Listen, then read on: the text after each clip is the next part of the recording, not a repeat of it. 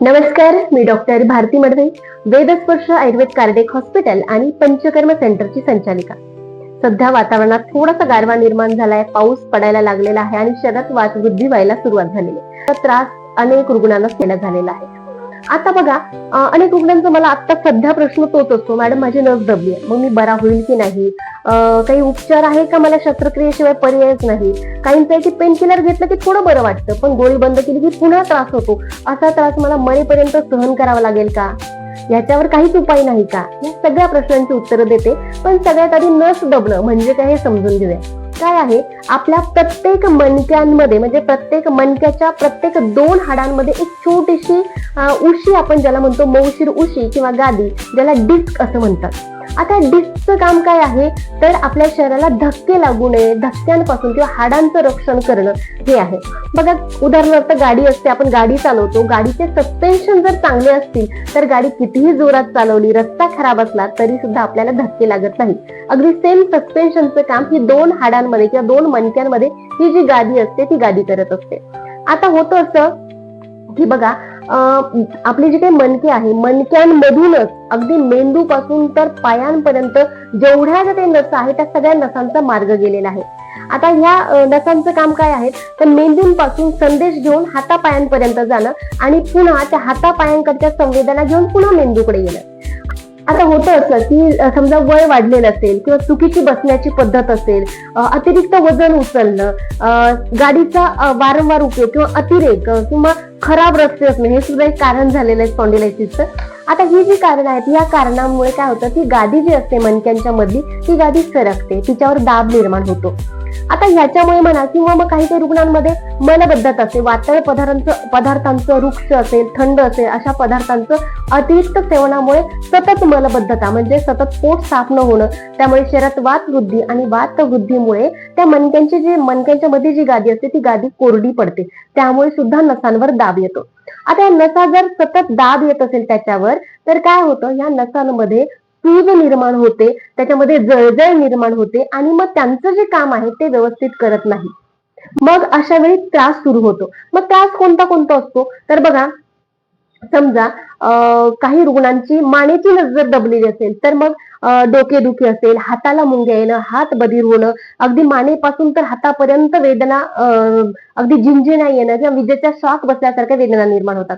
अगदी जर कमरेची नस दबली असेल तर सेम लक्षणं कमरेमध्ये असतात, म्हणजे कमरेपासून तर पायापर्यंत झिंझिण्या येणं, वेदना येणं, पाय बधीर होणं, अगदी विजेचा शॉक लागल्याप्रमाणे वेदना होणं, त्याच्यानंतर कधी कधी लबक येणं, म्हणजे चालताना अचानकपणे पाय लबकणं, आणि काही रुग्णांना तर अगदी उठल्यावर बसता येत नाही, बसल्यावर उठता येत नाही, अशा भयंकर तीव्र वेदना असतात.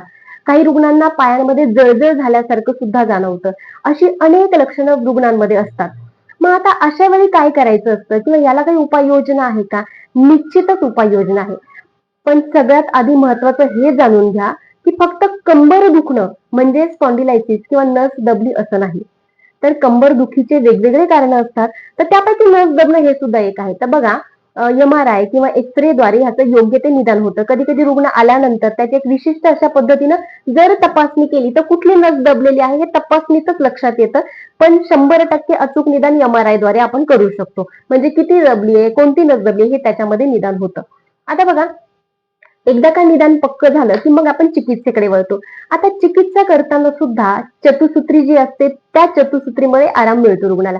याच्यामध्ये पहिला आहे पंचकर्म चिकित्सा, दुसरा आहे व्यायाम, तिसरा आहे औषध उपचार आणि मग चौथा आहे योग्य ती जीवनशैली म्हणजे खाण्यापिण्यातील योग्य ते पथ्य अपथ्य. याचं जर पालन केलं तर निश्चितपणे रुग्ण बरा होतो. आता सगळ्यात आधी पंचकर्म चिकित्सेमध्ये काय करतात, तर संपूर्ण शरीराचं स्नेहन, त्याच्यानंतर स्वेदन हे केल्यानंतर बस्ती चिकित्सा असते.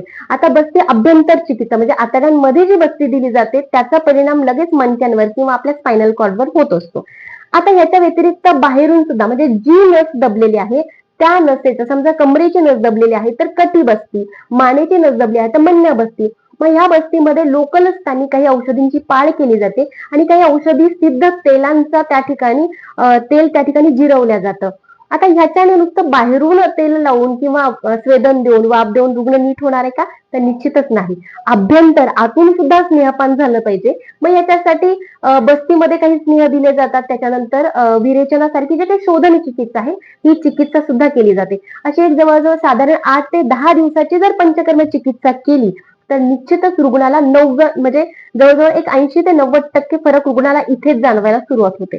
त्याच्यानंतर उरलेला जो 10% फरक आहे तो रुग्णाला त्याचे योग्य ते औषधोपचार आणि त्याच्या सोबतच काही व्यायाम जर दिले तर त्या नसा ज्या दबलेल्या नसा आहेत किंवा कमकुवत झालेल्या नसा आहे त्या नसांना हळूहळू बळ मिळतं आणि त्यांच्यावरचा दाब हळूहळू कमी होऊन ते त्या ठिकाणची जी काही कोरडेपणा असतो किंवा वृक्षता असते ती स्निग्धतेने हळूहळू कमी होते. त्या नसांवरचा दाब हळूहळू कमी होतो. नसांमध्ये बल निर्माण होतं. कमकुवत झालेल्या नसा पुन्हा बलवान होतात आणि मग जो त्रास आहे तो रुग्णाला कमी होत असतो.